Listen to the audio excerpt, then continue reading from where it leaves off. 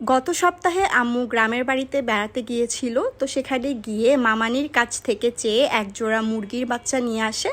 বাচ্চা না ঠিক, এদের বয়স অলমোস্ট 3 মাসের মতো হবে।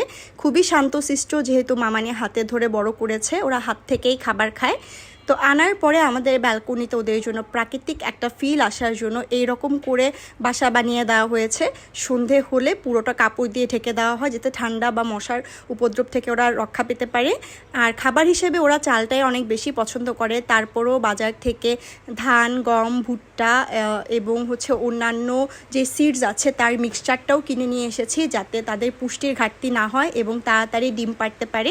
আশা করা যায় আর 2 মাসের মধ্যে তাদের থেকে ডিম পাওয়া যাবে এবং তারাও এখানে খুব স্বাচ্ছন্দ্যেই বড় হচ্ছে। তাদেরও খুব ভালোই লাগছে, সেটা দেখেই বোঝা যাচ্ছে।